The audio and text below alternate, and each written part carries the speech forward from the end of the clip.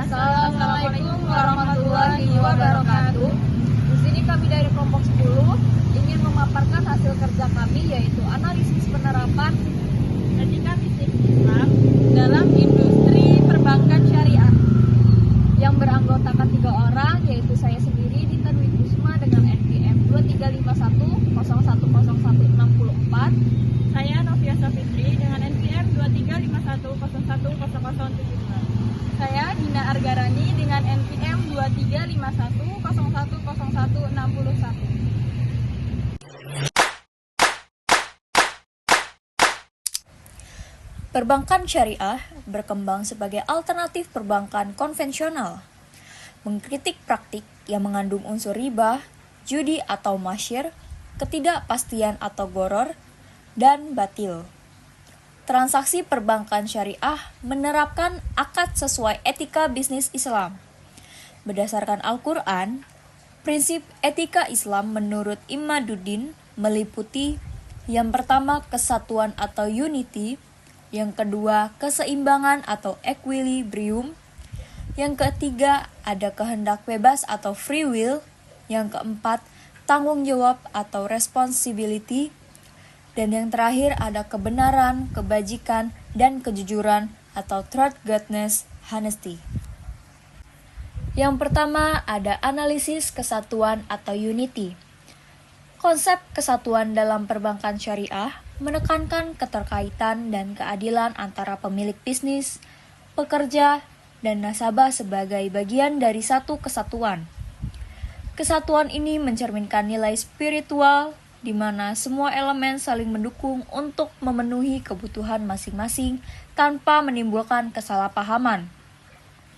Bank Syariah berhasil menjaga kesatuan ini dengan bersinergi bersama masyarakat, nasabah, dan pemerintah dalam menjalankan hukum perbankan syariah secara adil. Untuk yang B, analisis keseimbangan.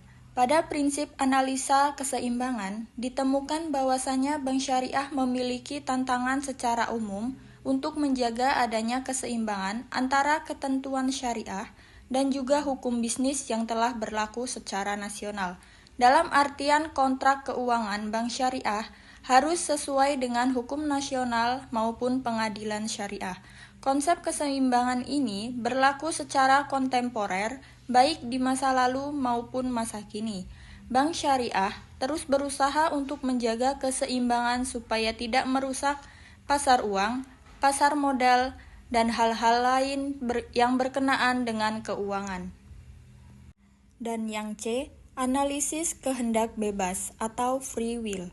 Setelah menganalisis beberapa poin yang sudah dilakukan sebelumnya, penulis menyadari bahwasanya konsep etika bisnis Islam dalam perbankan syariah mengedepankan adanya kehendak bebas atau free will.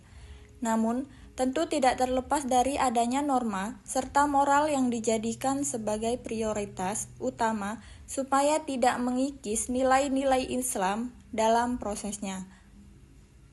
Contohnya adalah ketika perbankan syariah dibebaskan untuk memaksimalkan peluang berinovasi, namun ia harus bertanggung jawab untuk tidak melanggar adanya pelanggaran hak atas orang lain.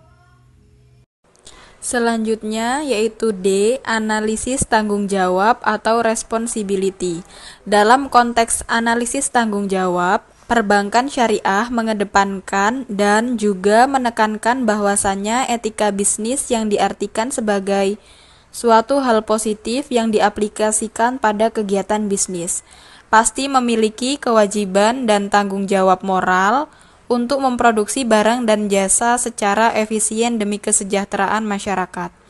Bukan hanya untuk sekedar mengejar keuntungan perusahaan, perbankan syariah mengedepankan perhitungan yang tidak bersinggungan dengan riba dan judi. Ini merupakan bentuk tanggung jawab sosial dan moral yang perbankan syariah terapkan meskipun pada era kontemporer modern saat ini. Yang terakhir yaitu E, analisis kebenaran, kebaikan, dan kejujuran atau truth, goodness, and honesty. Perbankan syariah memang telah menerapkan adanya prinsip untuk bekerja dan mengelola bisnis yang dilandasi dengan kebenaran, kebajikan, dan kejujuran, sehingga memunculkan kepercayaan yang merupakan hal paling mendasar dalam semua hubungan bisnis.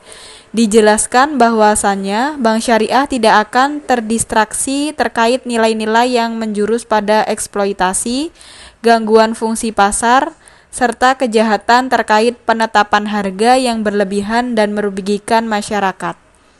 Hal ini dilaksanakan semata-mata untuk menghasilkan pencapaian ekonomi terkait keyakinan, ibadah, dan juga nilai moral seorang muslim.